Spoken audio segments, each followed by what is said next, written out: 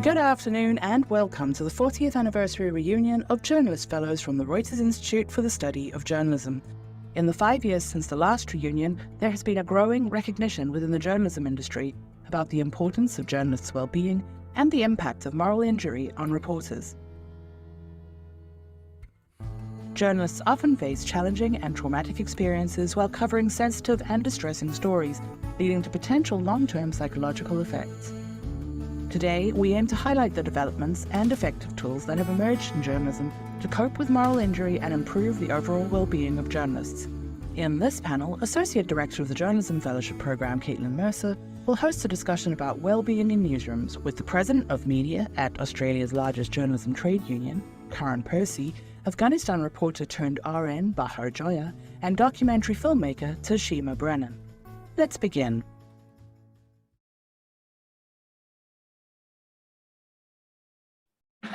But thank you so much, firstly, to all of you for coming on a very hot afternoon when you could be hanging out with your friends at the pub, and you've been asked to choose essentially between money and happiness, and you've chosen happiness. So thank you very, very much. If you do want to come in a bit into this centerpiece, please do. I would love that. And I'm also going to prompt you to take a look in the app. There is a poll there for you to participate in, and we can hopefully get that technology working for us in this session. And let's just kick off, basically. Karen, you are a trauma-informed trainer and reporter. You've led the Dark Trauma Centre in APAC. You champion journalistic access to support in Australia. What drives your interest in this topic? Well, total and utter self-interest. It was when, Excellent. it was, when suddenly I found myself not coping. Yeah. It was 2014. I was covering a particularly difficult murder of a young boy. And, we must say content warning, Yeah. just in case you didn't realise it. So, and if anybody is feeling a bit overwhelmed, feel free to step out, ask for some assistance if you need to. But it was 27 years into my career that it finally felled me, and every story that I had dealt with that had kind of impacted me suddenly came falling out. And my newsroom colleagues were quite stunned because I was the tough foreign correspondent and I was the one who took on the bosses, and nothing seemingly would bring me down. And one little boy and his mother sent me to bed for a couple of days. So that's when I realised that it's a problem. It was a bigger problem than most of us think. And the Australian Broadcasting Corporation, to its credit at that time, had a psychologist on staff part-time and a peer support network. I joined that peer support network, and now I'm a proselytizer for trauma-informed best practice, self-care, and just having a better understanding of our own mental health, but also the mental health of the people that we're interviewing. So Shima, your paper is going to be published sometime next week, touch wood, and it talks a lot about essentially it's the lessons you learned while covering the trans community in Brooklyn, and how you had to change some of your journalistic practices to gain their trust. Before we go further on the lessons you learned there, can you tell us a little bit about why you felt it was important to learn to report differently? Sure. I think I'd sat in the community probably for about 5 years before I started reporting on them. And a lot of what I witnessed was a deep mistrust of journalism and journalists because of how they are treated when they're reported on.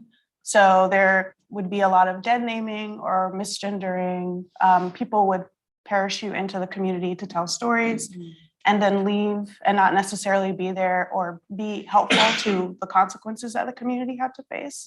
And so they just kind of felt like the stories that were being told about them were not accurate or true, and that there wasn't really anybody who would listen, and that people would come in and tell stories out of spectacle and would then leave, them to have to deal with the fallout and not actually, like the reporting wouldn't actually lead to anything or be helpful to them. So I thought if I were going to go in and tell a story and immerse myself with them, that I would have to do things differently, because they weren't going to open up, they weren't going to share, because there were too many examples for them where it hindered them. It didn't necessarily help. And then Bahaar is a fascinating person to have on this panel, because not only has she been a journalist in Afghanistan for many years, she now has transitioned careers into being a nurse and just qualified for ICU nursing, which is a very intensive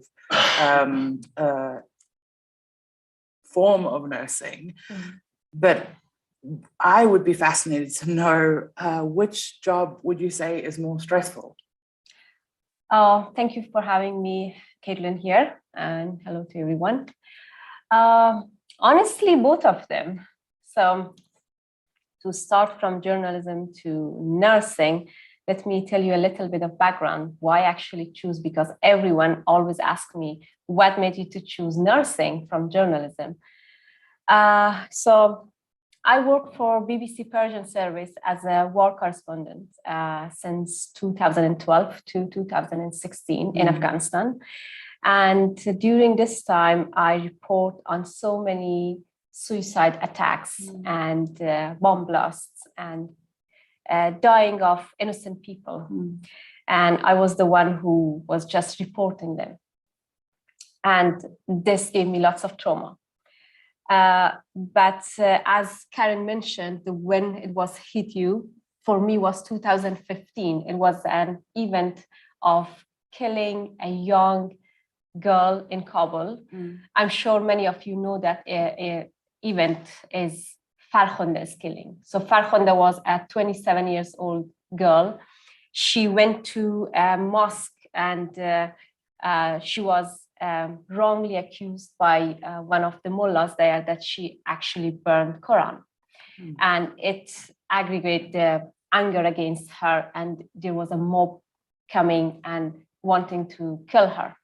So that day was, I remember that like my lunch today. I can't forget that. That's how trauma can affect someone. So it was on Thursday evening. I was off from the BBC, coming back to from somewhere to home. And then I saw a very big number of people rushing towards something. So I asked the driver, what's happened? He said, it might be a suicide attack. And I say, if it's a suicide attack, why people are not running away and rushing towards it? So we stopped there, and there was some policemen were there. And when I asked them, they said, oh, they're killing a woman. Very relaxed. And I said, you're a policeman and you're telling me they're killing a woman. He said, yeah, she deserved it because she burned Quran. So I came out of the car and I tried to rush towards them, and I couldn't see Farkhonda. I just saw something is rolling in the street and people are stoning and beating and shouting. And I tried to help. It's the first instinct of any human being. So I rushed towards him and they pulled me back, and actually they beat me as well. So I was on the street and shouting and crying for help, and nobody was there to help me. So this whole incident happened within 1 hour. And I don't know when I became unconscious, and all I saw the smoke is coming out, and people actually burned that girl in front of my eyes. And then I had to go to the hospital. I was hospitalized for a few hours, and then I was so angry. It took me a few steps, Karen, to see what happened, the shock of that, and then acknowledgement and do something about it. So I just removed the serum, which was going IV serum on my hand. I removed that, and I rushed to the BBC office, which was a very close distance from the hospital. And I was the first person who wrote that news that this is what I witnessed today on the streets of Kabul in Afghanistan, in front of police forces, by people, ordinary people killing a woman. And I just sent that news, and then my colleagues called me from London, and they told me that we need to confirm this, and there's so many things that she might not be killed by mob. I said, no, I saw that. I was the witness for that incident. And then the next day, what I did, I tried to call so many ministers and officials, and everyone was denying, because Afghanistan is a very traditional country, and Quran is something that no one wants to touch around those topics. So nobody was responding me. And then I wrote on my Facebook account, I said, this happened to this woman. No matter what, I'm gonna go to their house and not let any man to touch her coffin. If there's any brave woman, come and join me. So we went to Farkhonda's home the next day for the funeral, and we took out the coffin, and we did all the ceremony for her funeral. And I did report that for the BBC as well at the same time. So that trauma for me stayed with me for years. And when I came to the UK, I had sleepless nights, I had anger, and I was not able even to communicate with my male member of the colleagues. For example, if a man was shouting, I was paralyzed, and still it's affecting me. If a man is shouting, I suddenly everything comes back, all the memories comes back. And as we have these sessions, I don't want to go very long for that, is for the well-being of journalists. One of the things which really helped me was this process called EMDR, which is a proven evidence-based therapy that can help any individual with any traumatic experience or any kind of anxiety and depression. So I used to go to this therapist for 2 years. Let me ask you, what does EMDR stand for? So EMDR, it's eye movement desensitization reprocessing. So what happened in this process, you are going back to the event, traumatic event, every time in that session, and try to process that event. Because when a trauma happens to us, I'm not a professional in this case, but I'm just telling my own experience. So me and my therapist, what we were doing, we reprocessing those memories and bringing it back to the surface, because our brain works in a way, we are filing up all our memories very normally, if, for example, this session today with us. But when it's a trauma, case of trauma, our brain cannot process that, and it will be roaming around, for example, like a bubble in this room all the time. And so anything else can trigger it back and bring it back to the surface, and the person will suffer from those trauma, can have hallucination, can have anger, anxiety, sleeplessness, and even focus disorientations. So with this thing, it took me 2 years to revisit Farkhonda's incident. And for the first time, it was so hard that every time I was coming back from the therapy room, my husband is sitting there, he was taking me there. I was shaking and crying each time. And it took me months to come out of that. And right now, I'm sitting in front of all of you and can talk and actually explain about what happened to me and what I witnessed that and how I processed that memory. So clearly an effective therapy for you. Very effective. What would you say in terms of the support that you received from your employer at that time versus the support that you receive now as an employee of the NHS? Who would you say does a better job of making resources available to you? Okay, so this is a very gray area. I don't want to be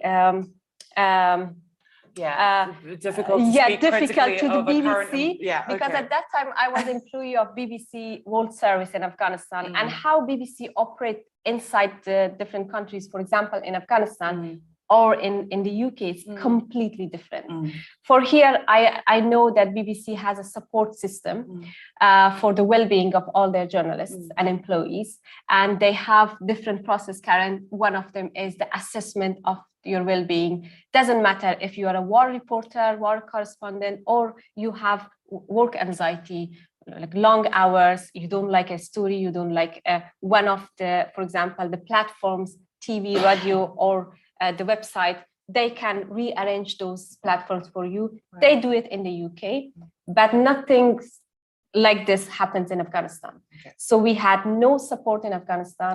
I was going through all this trauma, and basically in Afghanistan we don't have a I mean, good. how did an editor let you get out of a hospital bed and go to find a story? That was my anger. Yeah. That was my anger, Yeah. because I was feeling really helpless in that moment.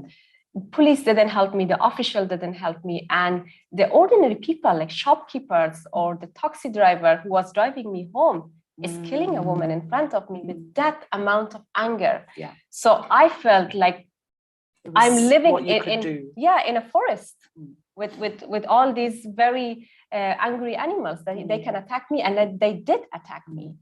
While I was reporting in Afghanistan, I was attacked by a knife, by a man who had a knife, and he attacked me just because I was not wearing proper hijab. My scarf was here.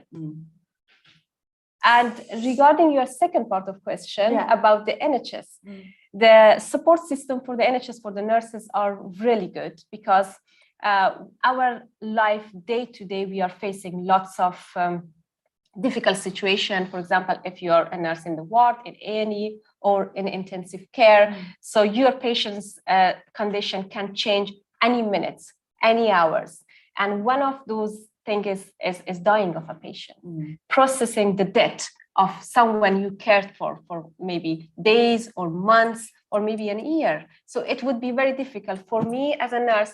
My first patient's death was really hard for me, and me having all those traumas and all the background I had, it was really difficult. But at the same time, when I compare those two deaths, when I had from Afghanistan, people are in pieces in an explosion, and I'm just reporting them, innocent men, women, children. And now I have someone is dying in a hospital peacefully with the families around them. So that not only give a little bit of peace to those people to acknowledge and understand that grief, and even for me as a nurse, because, and apart from that, we have our peer colleagues to talk with us, and because they are going through the same situation and same condition as I, and we have therapists in every ward, in every settings. If we want, we can approach them and we can talk to them. Right. The first responders have always done it very well. The police, the fireys in recent years, you know, medical. There's a real understanding that you're in the front line.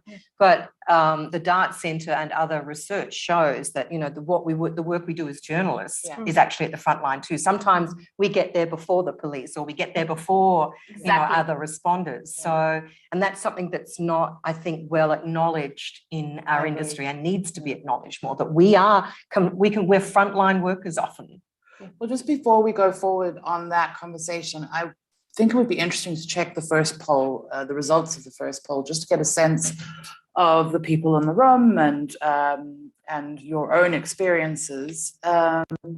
Let's see, we've got, have you considered quitting journalism as a result of burnout? And 29, so a third of you say yes, you have, which is very interesting. I think that's fairly reflective of the last 3 years of fellowships I've seen. About a third also is just beyond burnt out.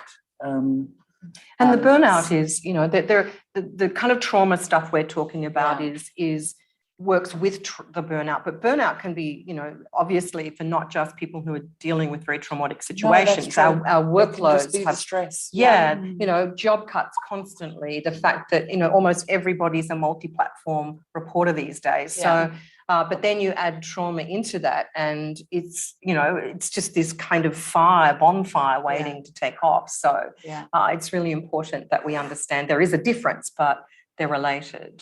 So speaking of both of these, trauma and burnout, Karen, let's get some insight from you on what are the initiatives that have been implemented in Australian media that are effective to equip journalists and other media workers as frontline responders. Well, as Bahaar was talking about with the NHS, and peer support is actually one of the most important. That's how I got into this. I became a trained peer supporter at the Australian Broadcasting Corporation. So I don't have any clinical expertise or medical expertise, but I've gone through a training program. So I like to tell people that I have an educated ear and a sympathetic shoulder and I understand your job, even if I haven't done your particular role. The beauty of the peer program is that you understand the stresses and strains of the actual job. So as part of that program in the ABC, for example, if I was reaching out to a journalist who was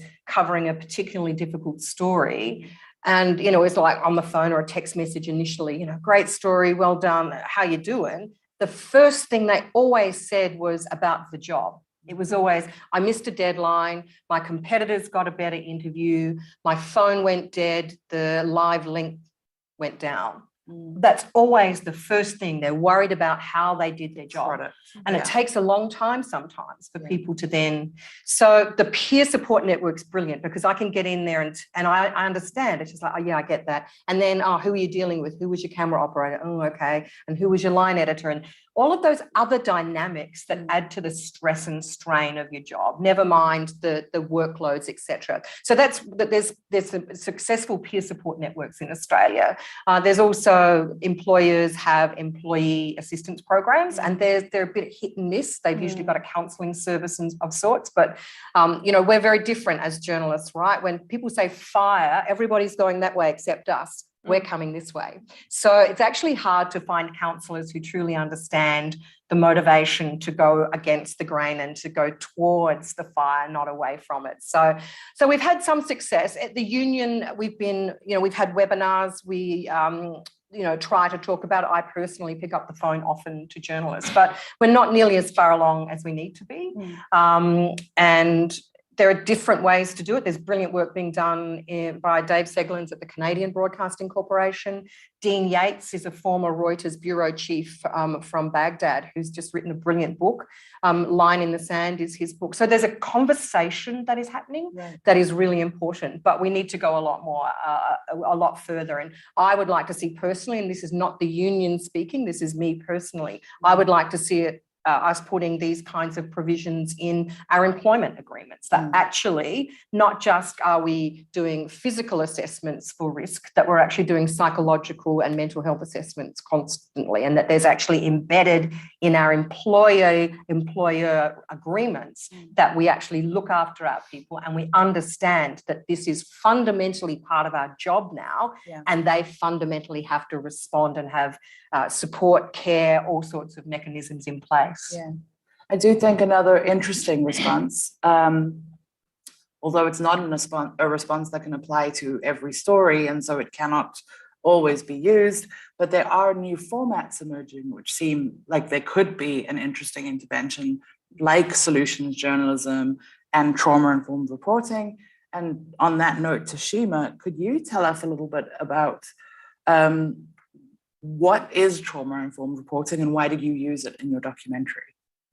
Sure. So trauma-informed reporting is reporting that puts the people who you're reporting on's trauma in the center, and like that you work with them from that angle. And so it means making sure that they feel safe and that they feel comfortable and that you leave them in a stable position. And I think a lot of times when we report, it's about like getting the color, getting the information, and sometimes we may not necessarily worry about how we leave people. But a lot of times this reporting is used in examples of like wartime, or when you know something traumatic has happened and you're going to cover it. But for our community, we knew that they face trauma on a daily basis, even though it's not something that is as evident.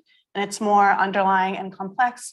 So we were working with Black trans women, and their life expectancy is between the years of 33 to 35. They face a huge amount of discrimination, whether that's in healthcare, whether that's with jobs, whether that's with housing. There is a huge amount of depression, anxiety, drug use that happens, and also sex work that happens because they can't get jobs.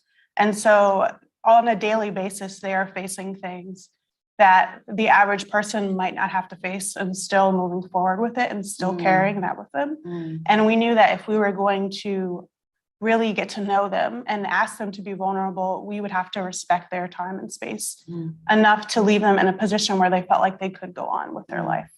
after. And it's not as though we were asking them truly hard questions. Like sometimes we'd be talking to them about education, and somehow that conversation would turn into a conversation about a trans woman in Brooklyn who was burnt alive.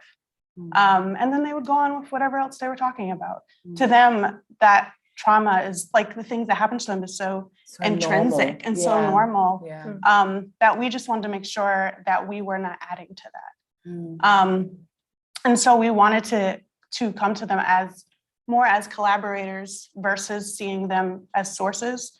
And so that meant asking them if we could perform the interview beforehand, giving them the ability to choose where would be the best spot for them to have the interview, and then talking to them in depth about why we need to have this interview and what we hope to cover. And then once we were there on the day, asking them again for permission because maybe they could have changed their minds.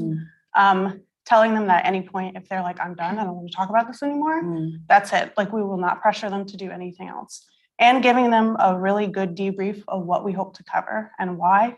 And sandwiching in those tough questions that we know might really set things off for them in between questions that we know were lighter.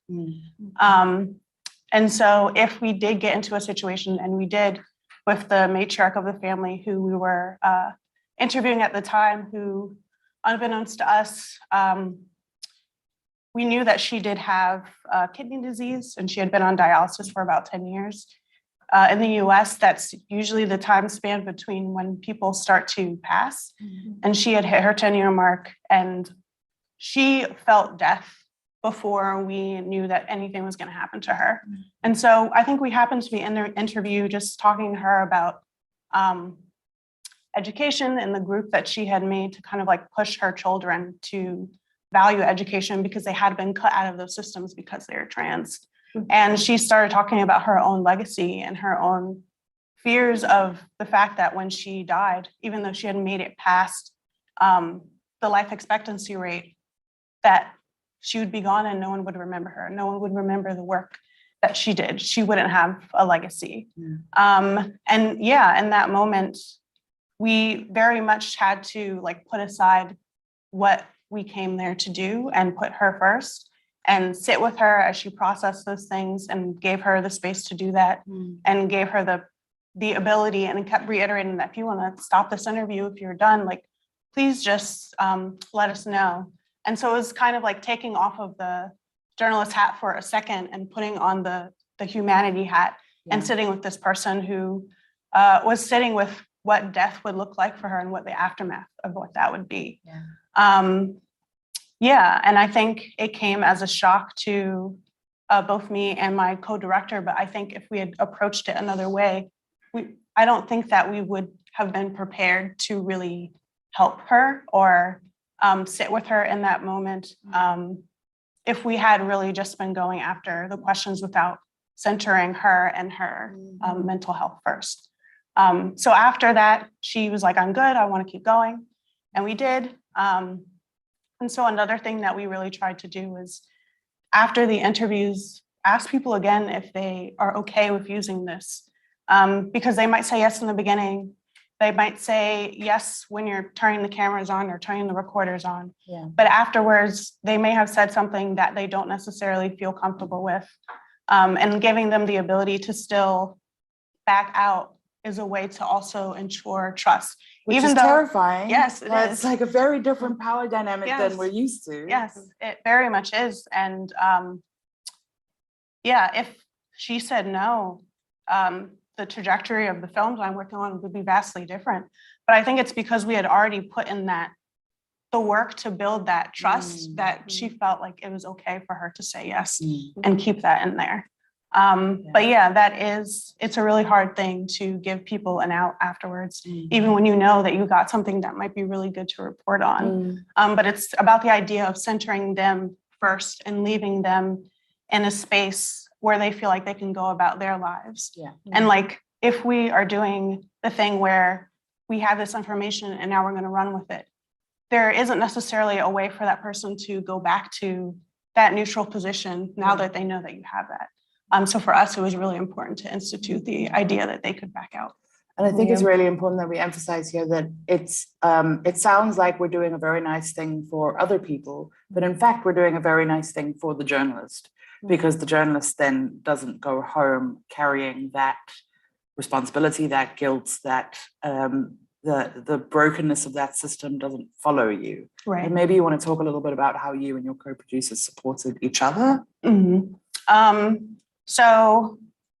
I am Black and trans, and my co-producer is South Asian and trans. And so when we started on this story, we knew there would be parallels between our lives and the lives of the people that we were reporting on, especially since both of us have faced our own bouts of trauma. And knowing that we were going into a community that faced trauma on a daily basis, we really had hard conversations about, okay, do you like what is trauma like for you, and how does it show up for you and in your body, and what happens if we go out in the field and we're filming and you're asking questions and you're unable to, what do we do then? And so we had like a really hard conversation about just some of the things that we had went through and how we could support each other.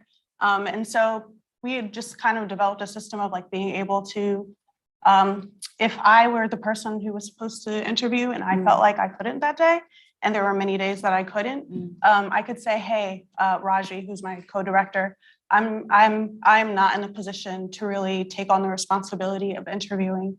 Would you be able to do it? And I could handle the camera. And if he was able to, then the answer was yes. And if not, then we would find a way to work together to create something so that way we would both feel safe and taken care of in that moment. And then afterwards, every single shoot that we have ever had with them, we did a debriefing. So we would, find a restaurant or a bar or a cafe or go to one of our houses and just talk about how the day went. How did the shoot go? What went well? What didn't go well? How were we feeling?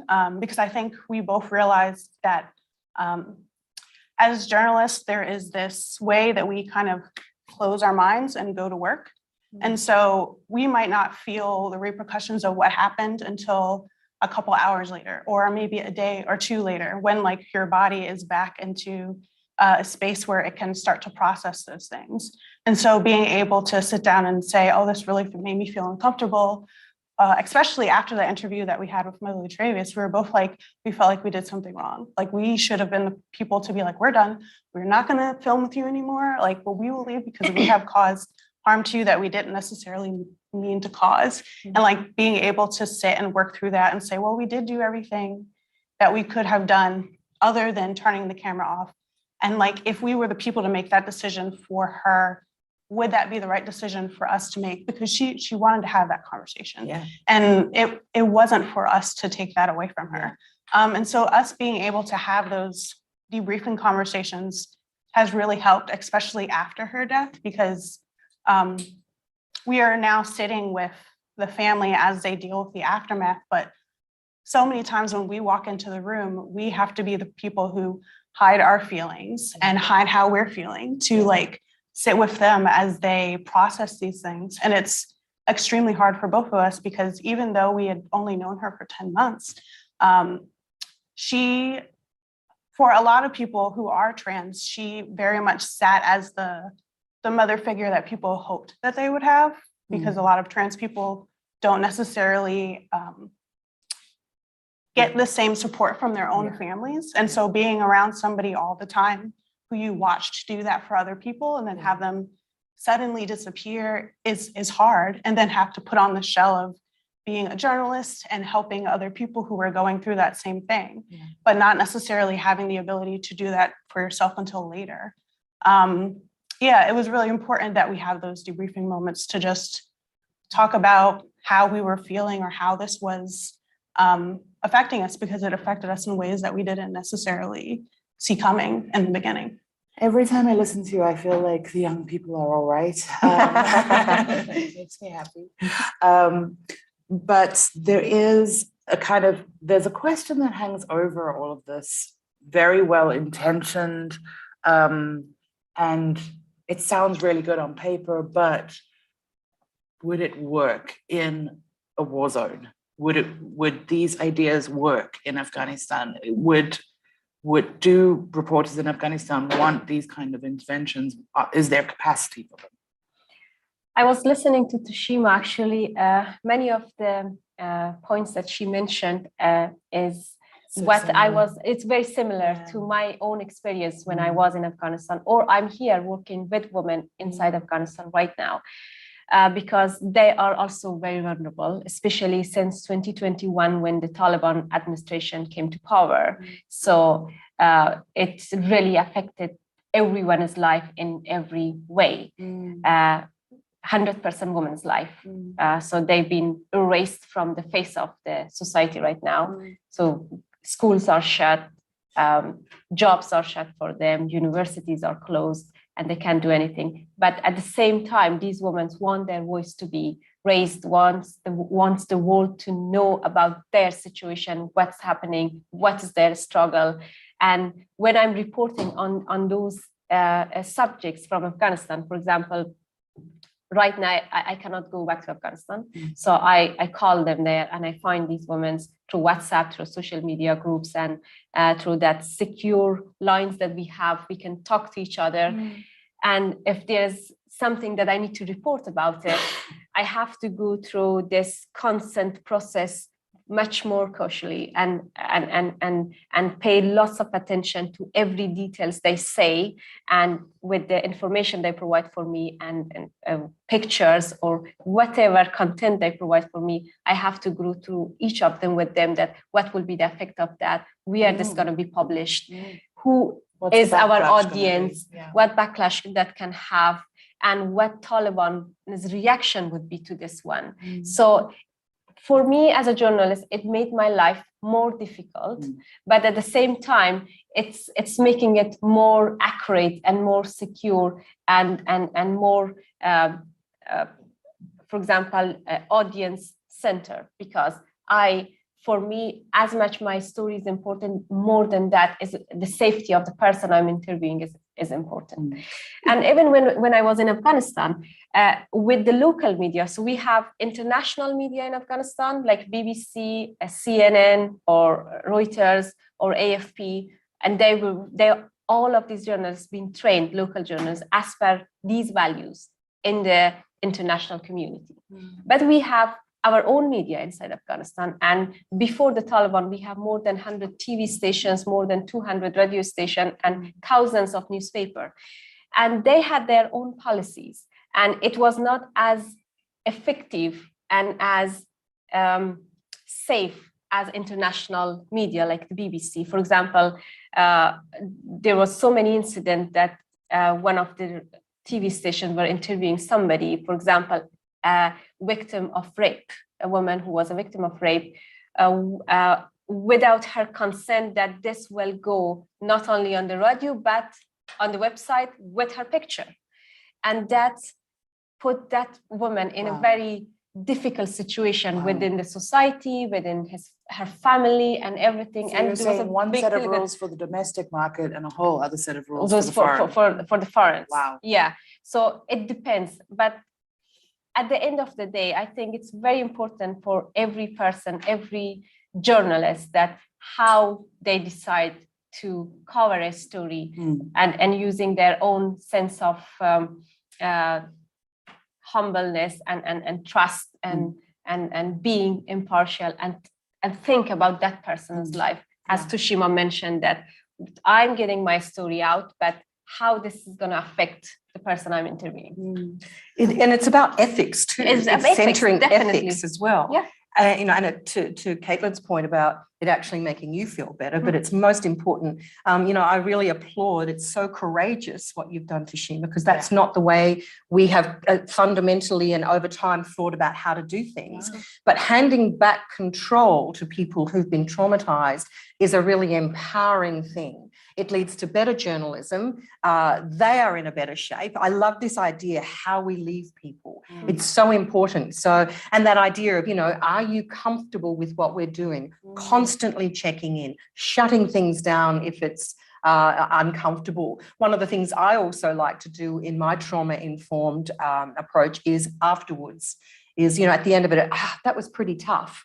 What have you got going on for the rest of the day? Yeah. Oh, well, I'm going home and the dog just died and my partner just left me. And you kind of realize you've stirred up all these emotions in somebody and they've got these difficulties going on. Yeah. So understanding that, how you leave people is really important. So then being able to go and check back in. And we've always got a great excuse as journalists to fall back, right? Deadline. Yeah, but it's also like, oh, I missed that bit, or I couldn't quite understand that. We've always got an excuse to get back in touch, to check in. So it's not so obvious a check-in.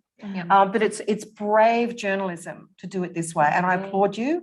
And the way you and your colleague have done it is really, I think, inspiring and something we should be aspiring to. Politicians, whole other matter. We should not be, but real people. And let's face it, the best journalism is about real people. So that's a trauma-informed approach. Karen, is one more thing about a very important thing you said there, that we're not talking about the role of journalism in holding power to account here. We're talking about how we report on real lived experiences. Just before we move on, I want to encourage the audience to, if you haven't already, take a look at the second poll question and pop in your answer, because the direction I want to move in now will kind of depend a little bit on the answers that we see. And Sam, if we do have more than 10 answers, let's go ahead and look at what we're seeing. I asked you which of the following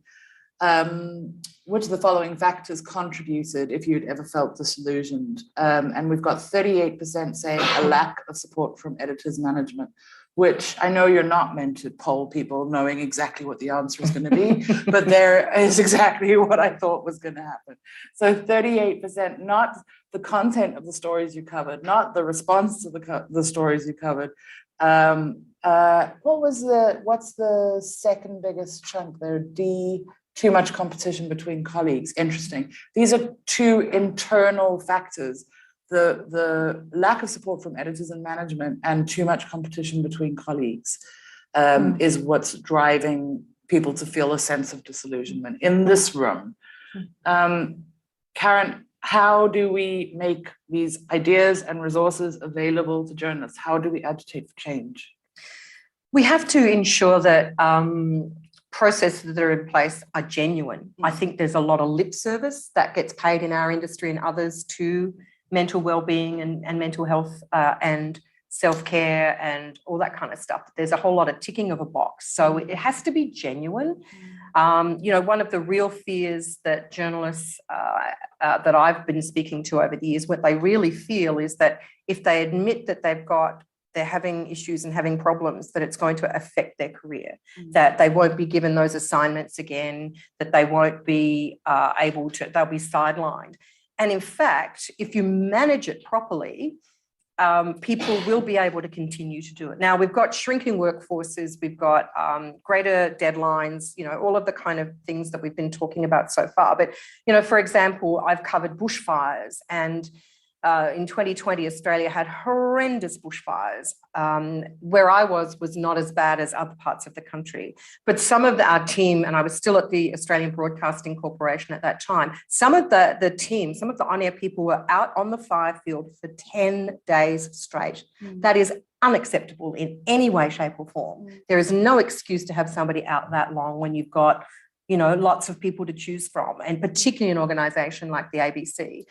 So it's really important to manage people. So for me, it would be something like, if I was instituting a program, it would be, okay, in this scenario, nobody's out for more than 5 days. You're made to go home, to rest, to fill your fridge, to wash your clothes, to kiss your dog. And then you can come back into the office and be support for a couple of days, and then maybe you go out again. That it's actually, and everybody is under the same regime. So it's not like they're saying, you, Caithlin, we can see you're not coping. It's just, this is what it is for everybody. You need to wrap up your story and move out. So I just think there are systems we can put in place that are pretty simple. Yeah. And it's not a one size fits all. You don't do it for every difficult assignment, but that we do psychological risk assessments as much as we do physical risk assessments. So I think there are better ways that we can be doing it, but it has to be genuine. If it's just well, yeah, sure, great, go off to the counsellor and then we won't put you on those stories anymore. But ultimately, those stories are the stories that you want to do, and they're the only stories that can be done. You shouldn't have to choose between, do I look after myself and lose my career? And that's very often what that is, our previous thing about leaving the industry is about. It's just like, I can't cope with this anymore because I don't have the support. Right.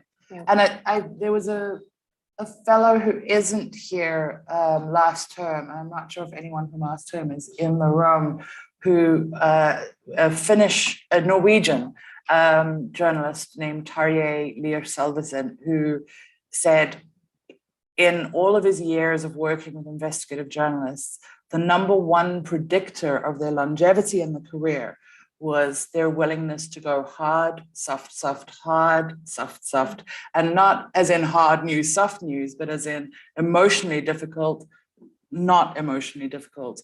And that waltz, he said, was the number one predictor of people being able to keep going. So you tackle something difficult and then you tackle something not difficult. But that's harder and harder to do when workforces are being streamlined in the way they are. Yeah. And now, you've got specialist teams that do things that only do that. And if you're a general news reporter these days, you don't have that option. It used to be when I was still, reporting day to day, that's right. It would be, I had the opportunity to go and do a couple of months in the features section. It would still be hard, but it was not the day-to-day craziness. And that's getting harder and harder to do because news organisations are cutting back on these things. Never mind if you're a freelancer. We really haven't even said anything about how difficult it is to do these kinds of assignments as a freelancer. Zero support.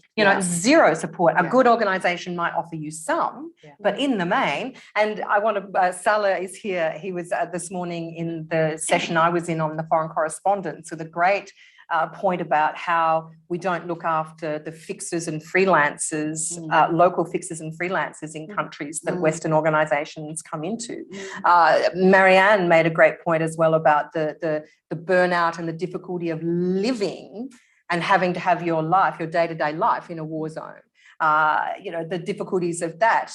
Stuart Lau, I'm not sure whether he's here from Politico, he was telling us about the psychological difficulties he has with trolls. He's a Chinese man living in Brussels writing about European and Chinese policies. So, these are all very, very, important to all of this. But the freelance and the gigification of our industry is making it much harder to provide support to ensure people are okay. But I will say two things there that it's not necessarily just down to the journalists themselves to hard, soft, soft. A commissioning editor can look at what they're assigning out, and even a freelance can say, I'll pick this up, now I'm going to pick this up. You can make certain priorities around what you're doing. I do want to open up to questions from the audience. So let us know if you've got something that you want to ask. But while you're thinking about that, I'm going to do my devil's advocate act and ask you, how would you counter some of these common management objections to promoting well-being practices? And this is not me saying any of this, the role-playing, please. But number one, we never had this when I was a reporter, and I'm fine. Why can't you just go to the pub like we did? Because they're not fine. Their divorces, their health, their all the things that happen to particularly older white men. But I would look at Dean Yates's book. He's not an old white man, but he's we've got older white men now really understanding what has happened. So I think those dinosaurs are just not seeing what's actually happening. And, you know, unfortunately, there are too many dinosaurs in our industry at that level. But anyway, I think Shima had something to say about that too. Oh, I was just going to say, like, the body takes a toll. You can pretend like you are okay, or maybe not even realize that you have been affected by something, but that doesn't mean that if you are not addressing it, your body won't make you come to terms with that later. And so maybe it might look like you have digestive issues and you don't know how to connect it. Like, you won't be able to connect it to the fact of what you experienced on the job, or you might have some sort of pain that just kind of comes out of nowhere. Like, if you are not taking the time to take care of yourself and put your mental health first, your body will make sure that it stops you. So that way you can start to try to address those things, even if you don't understand that that's where it could potentially be coming from. Okay, devil number 2. This is just women's nonsense. Why? It's just 4 women talking about this, and 3 women and a non-binary person. This is just this is feminism gone crazy. You're making this journalism too soft.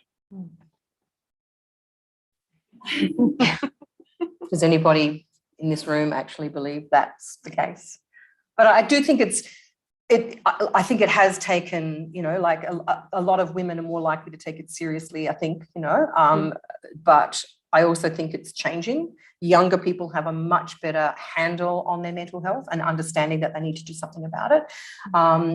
And like I say, I think those were always the hard ones for me when I was doing peer support with the older white men who, or just older men more generally, who really did have that whole kind of, you know, toughen up, princess, and like, it's fine, this is just what we do, blah blah. And but they know that it's changed. The conversation has changed dramatically. We still, you know, there's still areas, pressure points where people aren't responding, but in the main, I think there's an understanding that we have to do something. And it is the physical that Tashima's been talking about, the way mental health and trauma and those kind of stresses affect the body are real. There are biochemical things that go on in the brain, but you get other illnesses from the mental health load that you're, you know, like, it's extraordinary and it's real. So it's not just us. Do you have any response to that? Yeah, regarding this trauma, what Karen and Shima emphasize on that about some people are trying to be open about what's going on, sit back and assess yourself and your feelings and acknowledge them. But there's a problem about that as well. From my experience working at the newsroom and working in an international organization like BBC, there's a stigma around it. Because if you sit back and say that, okay, well, I have these problems, I have emotional distress about this kind of stories, or this is what I'm going through it. One of the things the editors does that okay, so leave Bahaar or leave Shima aside because she can handle that. And you will be pushed to the corner slowly, and you will be forgotten. I'm telling this from my own experience and from many of my colleagues who are working at the BBC, because they are be labeled as troublemakers, people who can handle things, very emotional women, and making big deal about something. So this is the reason many of my own colleagues or my friends, we were not able to actually acknowledge our feelings and the distress we were going on all the time, because there was some editors, especially male member of our editors, they were saying, okay, don't give Bahaar this story because she cannot handle it. Give it to this man. So this was becoming a culture. And right now it's a culture in BBC Persian service. I can speak about that because that's my experience. So you can't be comfortable about it. I found it more comfortable in NHS as a nurse because you can express your emotion, you can talk to your peer colleagues, you can talk to your managers, and they understand, they try to find out some platform for you that you're more comfortable and slowly face all of those trauma. But in journalism, the competition is so high, and we have some top stories. For example, I was working at the newsroom, so we had 3 top stories to cover for the day, and then it was distributed by the chief editor there to some of our colleagues. And then when it was coming to the person who was actually expressing herself and talking about her traumas, they're saying, okay, we are not going to give this story to her because she cannot deliver it on time or because she is making trouble. You have to listen to that person. What's her problems? Rather than pushing it in the corner. So they are hiding these feelings. There was quite an interesting court case in Australia where a journalist who had been a court reporter, she had been a criminal crime reporter, she had dealt with Melbourne's underworld, and they shoot one another in cafes at a very fast clip. So she had asked to be moved to a different area and had been able to go and work somewhere else for a different time, and then they moved her back. And over 10 years, she did everything she could within her organisation to try and look after herself and alert the bosses to the fact that I just can't keep doing this. Yeah. And ultimately, she took them to court. She won. She was given an okay payout. They appealed, got the payment bumped down. It was just, but I mean, it makes me angry, but that there is that kind of, there's a liability. There will be more of that kind of thing unless organisations start to really appreciate and do it properly and treat people properly, that they have a liability, that there are liabilities, they have duty of care, they know these are risks, and ultimately they have to do something about it. I think it's the I've got same. more devil hats to go through, so I'm just going to run through these and then we'll go to questions. This is just proof that Gen Z aren't resilient as we used to be, and they don't make them like they used to. Toughen up, sunshine. Yeah, I mean, I think back to Karen's point where you were talking about like people who are like divorcees or like are dealing with substance abuse issues. Like, it's not as though those problems didn't exist. You just found a different way to deal with them and covered them up. And now there are people who are trying to go about doing that a different way. And I don't think it's necessarily about these people are not tough. I think the idea of sitting with the uncomfortable, because A, you have to come to realization that there's something wrong, and B, work within a system that doesn't reward you for doing those things or supporting you when you do those things is extremely hard. And having to sit in that, I think, is a lot tougher than deciding to just go with what's comfortable and go with what everybody else is doing. So I don't necessarily see that as the truth. And then the last devil hat, the one that I actually feel is the most complex, slightly nuanced. Your mental health is your personal business and your personal responsibility. You should keep it completely separate from your professional duties. I won't promote this victim mentality among my staff. Yeah, that's very common. Yeah, I think that goes back to the point that you were making, Karen, about the idea that as journalists, there are risks that we take, and because of those risks, there are consequences. So if I were a construction worker and a beam fell on my hand, I would get like workers' comp, and they would pay for my arm to be fixed, and like I would then be able to go back and do my job once I was healthy.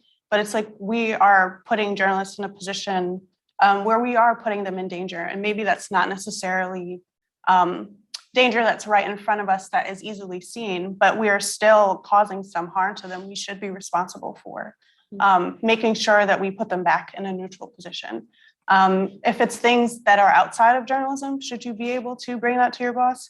I think yes, if it's affecting what you're doing. Yep.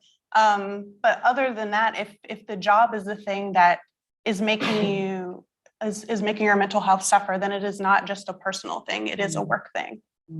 I think it's hard to unscramble that egg. I think our personal experiences, we can be triggered by in the workplace from something that happened in our childhood or something that we've experienced. So I think it's a false dichotomy. I think our personal and professional are all in at one. A reporter who's had a loss from a car accident, when they're sent to a car accident, is inevitably going to be triggered. So it's and that person should be shielded as much as possible. But I just think it's very hard to pull those things apart. And I think it's a fake attempt to kind of go, well, it's your personal problem, therefore we don't need to pay for it. And it's just like, I don't think it quite works that way. And I'd like to see it duked out in court, frankly.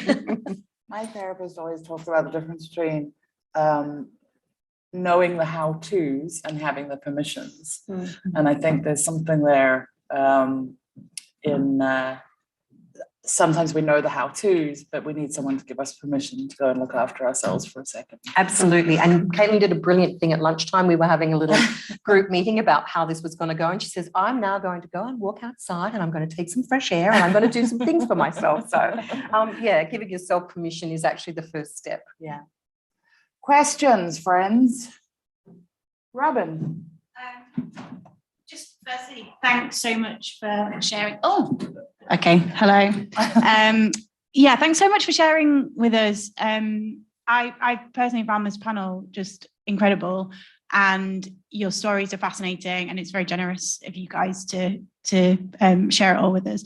I wondered, you kind of touched on it a little bit there, but I wondered how far away do you think we are from the recognition of some people by way of their identity being more affected by stories? So, there's a kind of a trend, which I think is a good thing generally at the moment, of people covering their own communities, and instead of sending a white reporter to cover a Black story, for example, having a Black reporter tell those stories. How far away do you think we are from understanding that also comes with an extra level of trauma? And it could be a small thing, it could be sending somebody who's just become a father to a story where a baby's been murdered, something like that. How far away do you think we are from recognizing that can have an effect? So if that makes sense.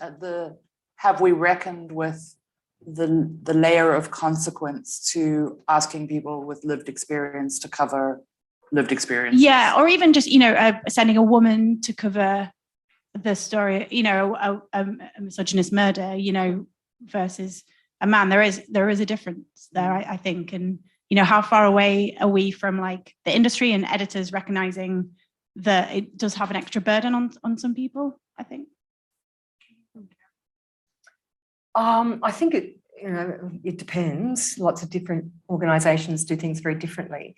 And I think we need to also, that comes with a burden of, reporting on your own community, where you can feel as if you've betrayed your community sometimes because you're reporting on things that are, I think it's really hard. And I don't think it should be an all or one equation. I think we need to be much better at doing an assessment each and every time and going, okay, is this an appropriate one for a Black trans person to be doing, as opposed to, or I think communication and actually asking to Shima, it's just okay, we've got this story, what do you think? And you can say, I really, really want to do that, or it's just I'm not in a position to do so, or I can't for various reasons. So I think we shouldn't be saying it's only this way. We need to be much more flexible. And that's where trauma-informed training of managers and assignment editors and chiefs of staff and those people who are actually making those decisions is really important. And just centering the people who are doing it is really important. I've covered a lot of things over my career that in retrospect, it would have been better to at least have input from somebody from that community, but they simply weren't there because we were, particularly in Australia, we're still a very white Anglo-Saxon industry. It's getting better marginally, but I've never been in that situation. So I imagine both Shima and Bahaar would probably have a better idea of what that feels like. I think, sorry, Shima, do you want to add something? No, you can. If you are from a community, a particular community, and you are assigned or you've been asked to report about that, particularly, for example, women's stories, which is my interest. Unless I'm refusing that, it's a good thing, because you can add content to that. You have your own experience, you have your own interest on that story, being partial all the time. I think it's not a bad idea, because for example, when I'm reporting about the situation of women in Afghanistan right now, struggling to get job, get education, get their freedom, and fighting Taliban administration, I have understanding of that, because I can add the content of what is being to live in Afghanistan among those people, not only Taliban. The whole society is patriarchal society. It's anti-woman society. So whatever you do, when I was stabbed in Afghanistan, it was not Taliban. It was ordinary people of that country. Those people stopped me because I was not wearing a proper hijab. So what is happening right now there, I can understand how intense it is and what more contents I can put in that story and deliver that story. I think that's also a good idea. But if, for example, Shima wants to go and do a story about Afghanistan's women, she will add her perspective, a new perspective. She will see from a new window that I don't. I think both of them are good. We can have both sides. Yeah, I agree with Bahaar and Karen. I think the flip side of that is a little dangerous, because if we only leave it up to editors who will be like, oh, well, you're Black and trans, and I don't think you are mentally fit to cover this story. Like in the US, that same thing already happens. Like with the 2020 Black Lives Matter movement, a lot of Black reporters were pushed out of covering their own communities off of the idea that they would be too emotional and wouldn't be able to report from an unbiased standpoint. And like that wasn't necessarily the case. And they weren't given the ability to say, no, I'm fine. Like I want to go and cover this. And so I think there needs to be, like from an organizational standpoint, a way to take care of journalists and make sure that it's intertwined into daily life, but also you need to give journalists the ability to be able to cover things if they want to, and like trust that they are able to take care of themselves in the aftermath, and give them the tools that they need to do that. So that way you don't have to worry about like, okay, well, we sent Shima out, maybe we shouldn't do that again, because I already have the tools to know how to take care of it. And you created an environment where if I did need a break, I can say something. I do think that both of you said something incredibly important here, and it's kind of the same thing. It is, your well-being is personal, and you do take ownership of it. And yes, it's nice to be collaborative and caring, but at the end of the day, ask the question, because it's going to be different for every person. I also think it's important that men cover sexual violence of women and family violence of women, you know, because there's been too much of a tendency to have, you know, the women's pages and just like that we don't have to worry about. That's just women's stuff over here. So it's actually important that all of this be as mainstreamed is not the right word, but is actually becomes part of the broader narrative and all of the coverage. It's not just in the special pages, because that ghettoizes issues that need to be in the mainstream or on a broader audience. So I think it really needs to be managed well. I think in the main it's a really good idea, but I think men should be sitting in sexual assault cases and having an understanding of what goes on. Hanne.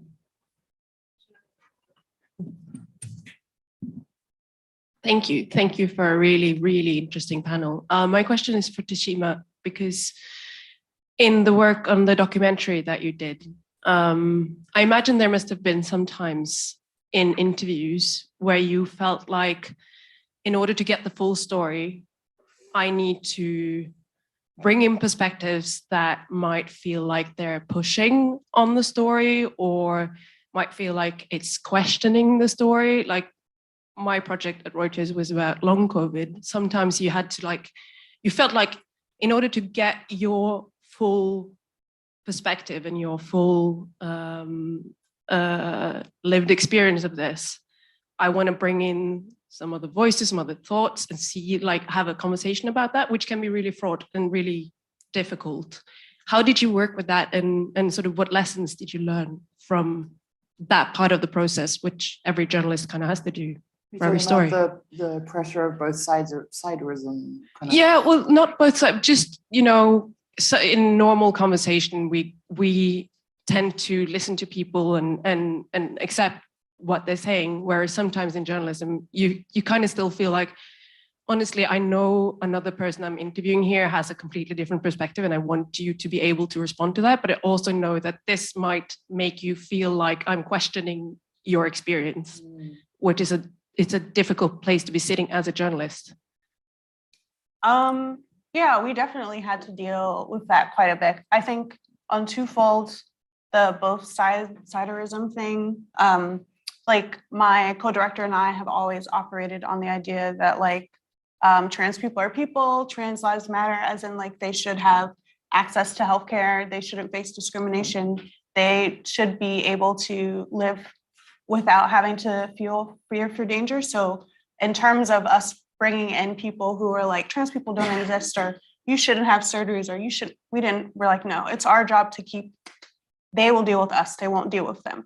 But in terms of just how they go through their daily lives and like having differences of opinions or differences in terms of lived experience, but like those, I think that we had developed a relationship where those things turned into conversations.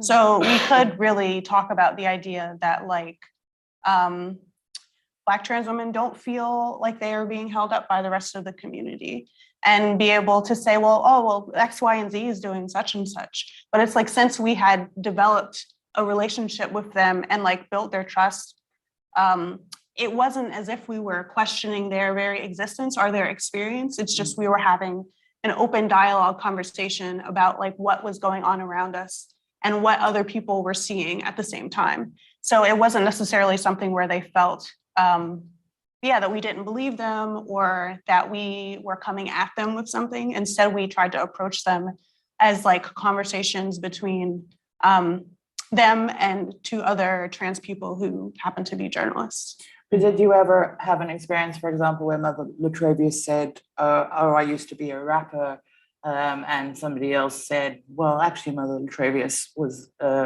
not a rapper, she was more of an R&B singer. Was there anything where, it's a very terrible example, but where her narrative was challenged and you needed to actually question, look, your narrative's been challenged here. Right. Or was the form of your documentary just not towards that?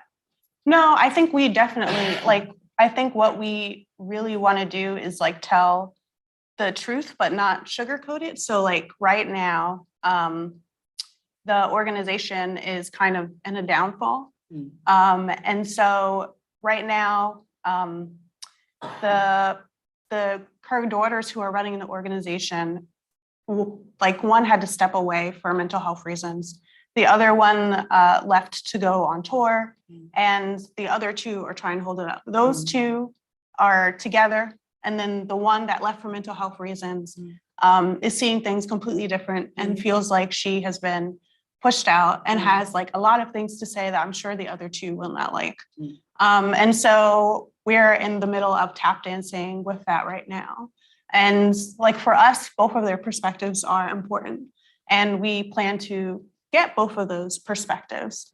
But I also think that they understand that we are not choosing sides. Like it is our job as journalists to understand the entire story. And so like that means that we will go talk to Ijira, who is just coming back from leave and feels like she has been taken advantage of and really has a lot to say about her sisters. And we'll also talk to the other two sisters that feel like Ijira wasn't doing her job and was slacking off. And while they understand that her mental health was a problem, like she doesn't really appreciate all the work that they've been doing. And so I think— Sounds like it's getting quite dramatic. Yes, yes, it is. But yeah, I think we've done enough to really explain to them that like our job is to capture the whole of what's going on. And like, just because you all have differences of opinions, or just because we go to talk to somebody else, doesn't mean that we're on their side, or it doesn't mean that because we talk to you, we're on your side. Like we are capturing your story. We are not necessarily a part of your story where we have the ability to pick sides. I 100% know that there is someone in this room right now who's thinking this and probably doesn't want to put up their hand and ask it, but the stuff we've been talking about today seems to be stuff that would lessen objectivity in our jobs. And how do we grapple with that? And can we have both? well-being and objectivity? I don't think that objectivity in the ways that we define it actually exists. I think that we all tell stories from our own perspective, even if we try our best not to. Then we're telling our stories from the angle of the organization that we're working for, because every organization has an angle, whether they say they do or don't. And so I think that objectivity is just not something that exists. And I think we're doing a disservice for us to try to live up to those ideals when I think all they do is hinder our ability to tell stories. Because ultimately, like the ideas of objectivity, specifically when we're talking about working with marginalized communities, it hinders the type of stories that we can tell about them, and also may push against the bounds of how we can build trust with them. And so I think there's a way that we can hold truth to power and be truthful and do all of the research and gather all the data and tell a story that doesn't seem like it's 100% one-sided, that is still respectful and sits inside of the ideals that journalism aspires to, without us necessarily like folding into this idea of objectivity that I really think does a disservice to the work that we do.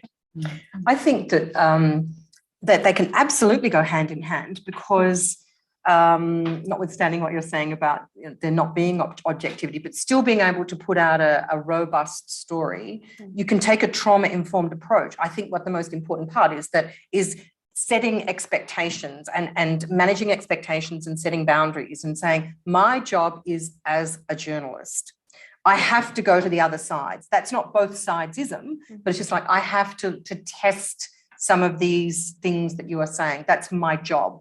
So ensuring that they understand that, yes, while you're going to be empathetic and sympathetic, and we'll do all the things to try and protect you as somebody who's, been a victim of trauma or whatever, that I still have a job to do. So I think being very upfront and communicating that with the people that we talk to is a really important part of it. For the first time in my career, in a story that ran in a major newspaper in Australia in March, and I worked on this story for 15 months, I actually read that story to my subject.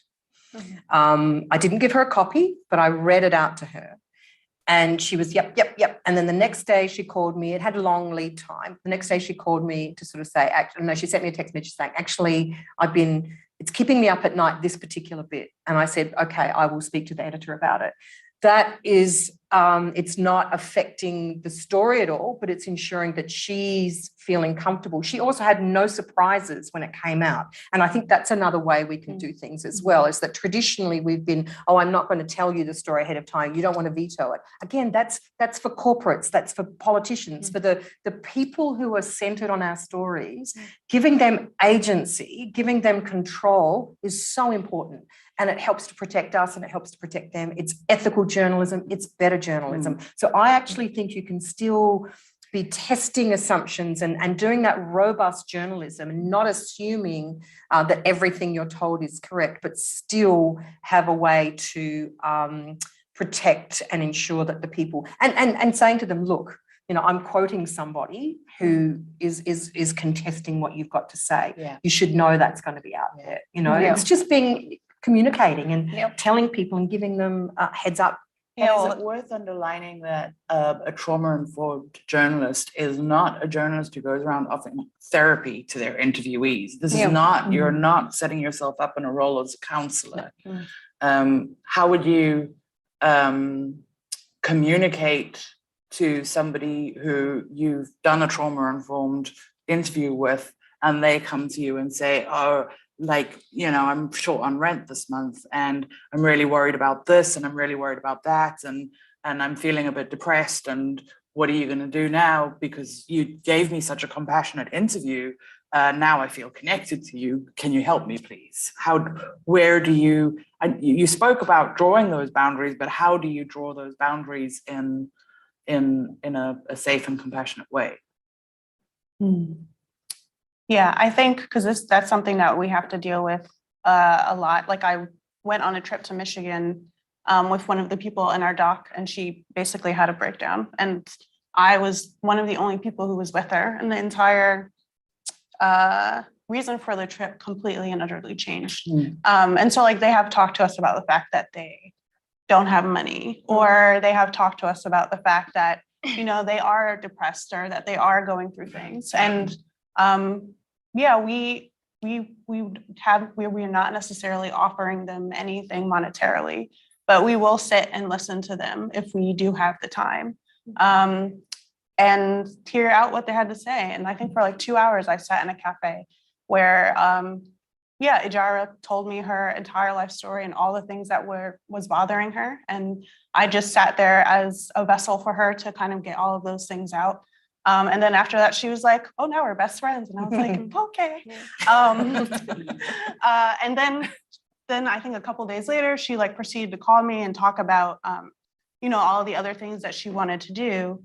And I had the conversation with her, and yeah, I didn't do anything to hinder our relationship, but I also think that from the interactions that we had, she realized that like maybe even though I am very close to her, I'm not necessarily her best friend, and that like I can be there for her and I can be a sounding board for her to talk to me about whatever is going on in her life. Right. But like I won't go dog shopping with her to get her new dog. And so I think that like the actions that I took after that kind of helped her reevaluate what we were, that we could be close and that I was there for her, but I was still a journalist who was reporting. Yeah. I'm going to start wrapping us up unless there's one last question. Good. I think there's something that's been playing in my mind that I just want to, I think it pulls the threads together. There's a seminar that I do at the start of term with new fellows about cultural sensitivity. And one of the anthropologists that we talk about defines masculine and feminine as cultural factors, which we always in our session say, okay, that's ridiculous. It's not masculine and feminine. It's competitive and collaborative. And I do think that there's a shift happening away from the competitive towards the collaborative, because collaborative is now our unique selling point. This is now what journalism can do differently to what anyone else can do with a phone, is stand up, send a tweet, make a video. Any individual can now share information. We're the only individuals who collaborate on sharing information, and we can have collaborative objectivity, and we can have collaborative well-being, and we can do things differently. And I do think the time for the ideas that you've spoken about has come. And I'm, as Robin and Hannah said, incredibly grateful for how willingly and openly you've all shared today. And I hope that for the audience, that has been a session that perhaps you had heard the how-tos, but if you needed the permissions, that chart changed as we were talking. The first poll changed from a third of the room to half of the room, and suddenly was willing to say, yeah, I've been at a point where I was ready to leave journalism. So thank you to our three. Thank you.